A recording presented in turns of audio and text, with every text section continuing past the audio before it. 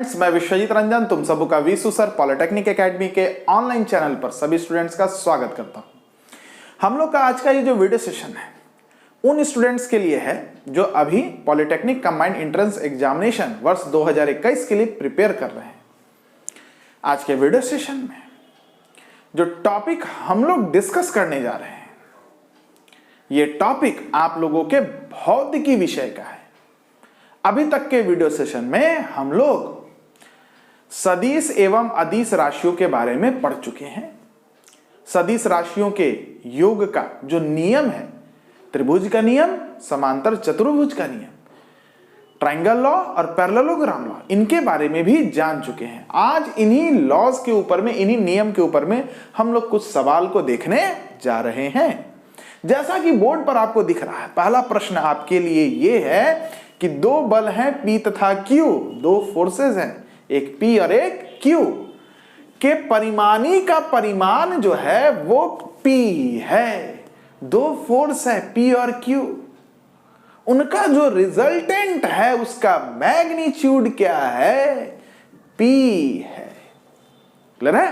आगे बढ़िए। यदि P को दुगना कर दिया जाए, मतलब P आपका 2P हो जाए, तो परिमाणी Q के साथ कितने डिग्री का कोण बनाएगा? यदि P को दुगना कर दें तो क्या हो गया? 2P, और एक फोर्स आपका Q है, तो 2P और Q का जो रिजल्टेंट है, परिमाणी है, वो Q के साथ कितना कोण बनाएगा, यही आपका प्रश्न है। तो इस प्रश्न को पढ़ने से पहले हम चाहते हैं कि आपको समांतर चतुर्भुज के नियम को हम एक बार दोहरा दें, है ना, रिपीट कर दें, उसके रिजल्ट को आपको हम रिपीट कर दें। तो आप लोग पढ़े होंगे, अभी तक पढ़े हैं कि ये मान लीजिए वेक्टर A है और ये मान लीजिए वेक्टर B है। यदि A वेक्टर और B वेक्टर को, जिनके बीच का एंगल मान लेते हैं हम थीटा है, यदि A वेक्टर और B वेक्टर को किसी पैरेललोग्राम के दो साइड से हम रिप्रेजेंट कर दें। पैरेललोग्राम बनाने के लिए आप क्या कीजिए, यहां से एक लाइन खींचिए जो इसके पैरेलल है, और यहां से एक लाइन खींचिए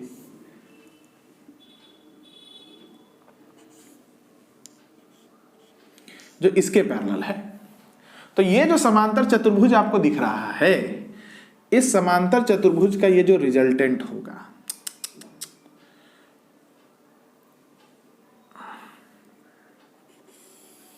इस समांतर चतुर्भुज का ये जो रिजल्टेंट वेक्टर होगा, इसी रिजल्टेंट वेक्टर को हम लोग परिमाणी भी कहते हैं कि इन दोनों वेक्टर का ये परिमाण है, इन दोनों वेक्टर का ये सम है, जोड़ है।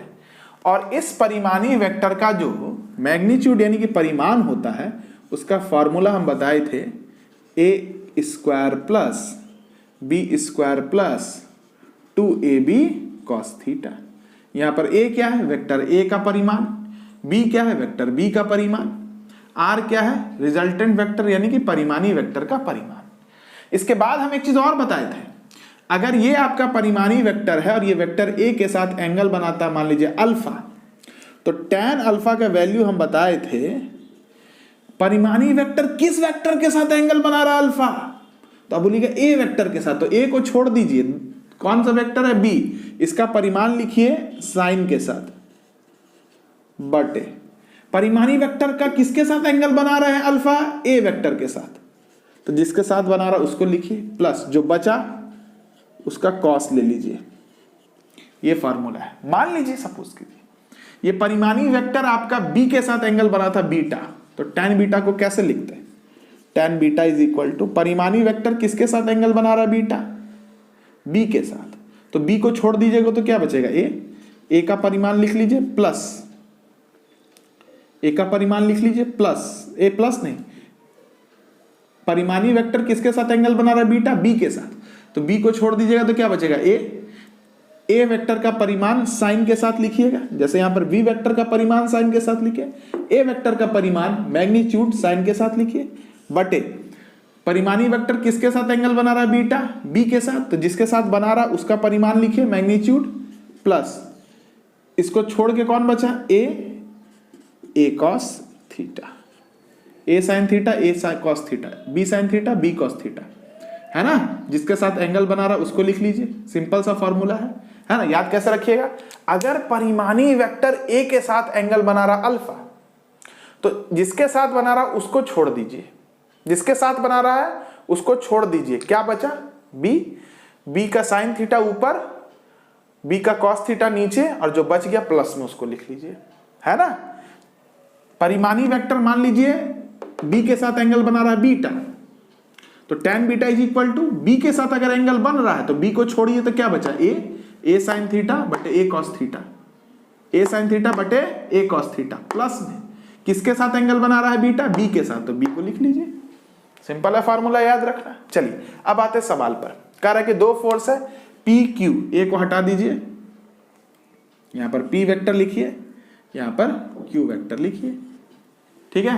दो वेक्टर है आपका P और Q, दो फोर्स है आपका P और Q। फोर्स एक वेक्टर क्वांटिटी है कि परिमाणी का परिमाण P है, कि रिजल्टेंट का मैग्नीट्यूड क्या है भाई P है। तो आप तो पढ़े हैं R square is equal to, बोलिए जरा सा, P square plus Q square plus 2pq cos theta.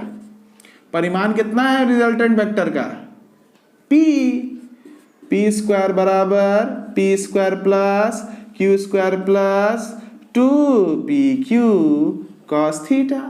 P square minus P square 0 is equal to Q square plus 2pq cos theta. q common निकाल लीजिए, q plus 2p cos theta is equal to 0। अब देखिए या तो q को 0 कर दीजिए या तो इसको 0 कर दीजिए, q कभी भी 0 नहीं होगा, ये वेक्टर कभी 0 नहीं होगा।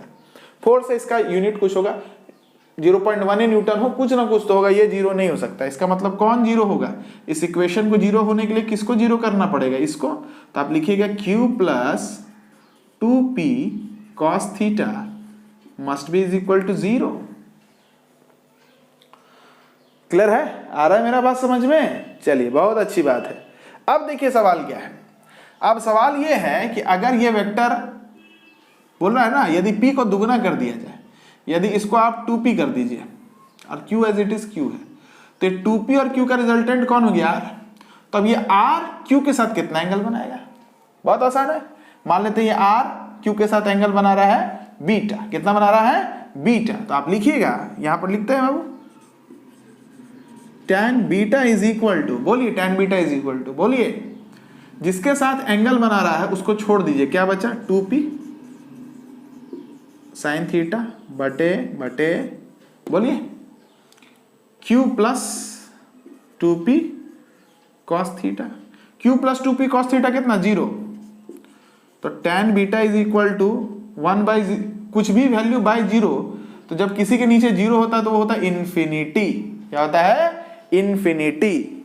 अब हमको ये बताइए tan थीटा कहां पर इन्फिनिटी होता है, ट्रिग्नोमेट्री में पढ़े होंगे, जब एंगल का मान 90 डिग्री हो जाता है तो उसका tan का मान इन्फिनिटी होता है। इसका मतलब आपका एंगल जो आया वो 90 डिग्री आया, इसका मतलब करेक्ट ऑप्शन जो हो गया वो ए हो गया।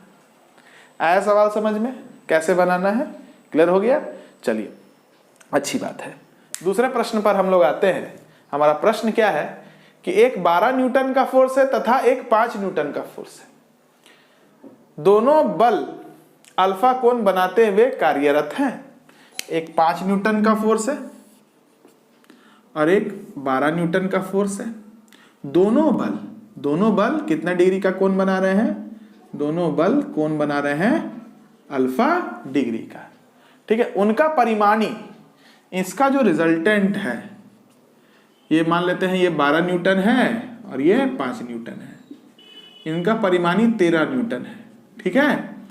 अल्फा का मान बताइए, ये जो एंगल अल्फा इसका मान बताइए। बड़ा सिंपल है, पढ़े हैं, रिजल्टेंट इज इक्वल टू होता है P square plus Q square plus 2pq cos theta. चलिए आर स्क्वायर कितना 13 का स्क्वायर, p कितना 12 का स्क्वायर, q कितना 5 का square, 2 into 12 into 5 cos theta, ठीक है। 13 का स्क्वायर कितना होता है, 13 का स्क्वायर होता है, कर लीजिए 169,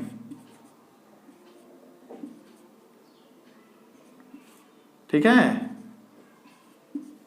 169, 12 का स्क्वायर 144, प्लस का 25, प्लस का 24 गुना 5, 120 cos theta. 169 is equal to 169 plus 120 cos theta. आ रहा समझ में? 169 माइनस 169 कितना हो गया? 169 माइनस 169 हो गया 0, 120 कॉस थीटा। आ रहा है मेरा बात समझ में? 120 कॉस थीटा।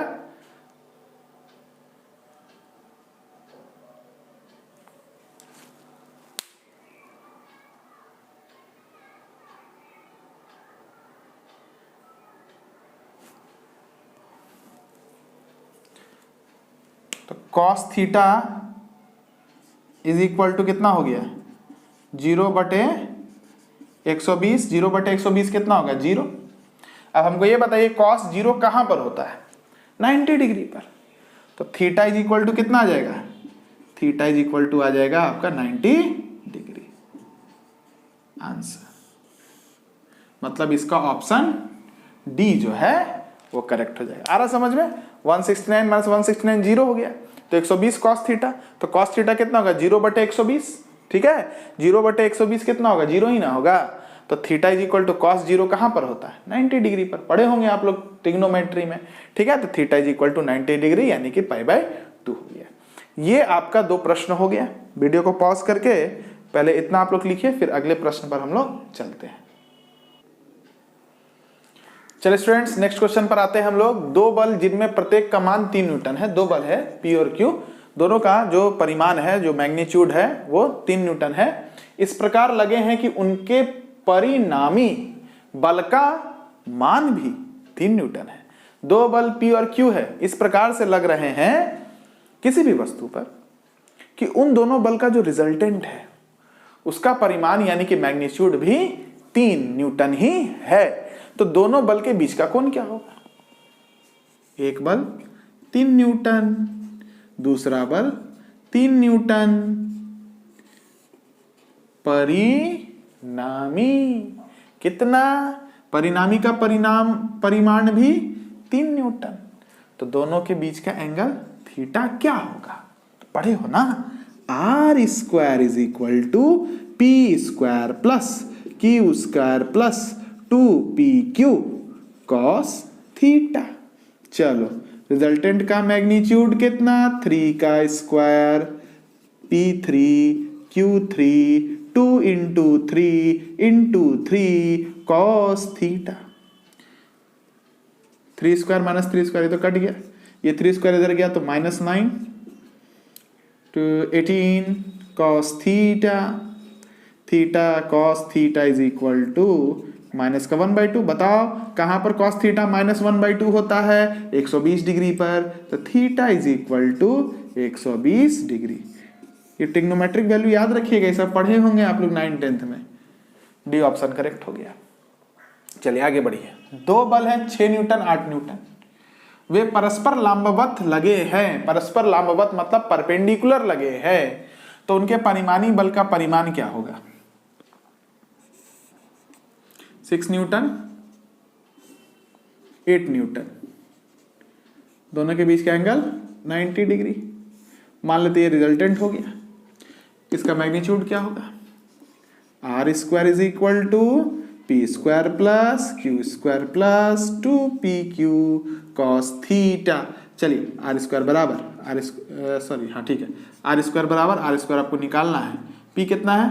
6, Q कितना है? 8, 2 इंटू 6 इंटू 8 कॉस 90। कॉस 90 कितना होता है? 0। 36 प्लस 64, ये 0 हो गया। तो R हो जाएगा √100 यानी कि 10 न्यूटन। रिजल्टेंट आएगा आपका 10 न्यूटन। तो ये कुछ सवाल को हम देखें। आप लोग के पास अरिहंत का किताब होगा और सवाल को बनाइएगा। हालांकि हम सारा क्वेश्चन बोर्ड पर कराएंगे, क्वेश्चन जितना भी होगा आप भी बना सकते हैं और हम भी कराएंगे, है ना, अपने तरीके से कराएंगे, आप लोग भी अपने तरीके से कीजिए। चलिए स्टूडेंट्स, तो आज के लिए इतना ही रखते हैं। अगले वीडियो सेशन में नए सवाल के साथ आपके साथ आएंगे। डेली एक वीडियो हर सब्जेक्ट का आपको अपलोड मिलेगा। सरस्वती पूजा समाप्त हो गई, हम लोग भी अब फ्री हो चुके हैं। तब तक के लिए have a very good day, keep watching us, keep learning our content, have a very good day.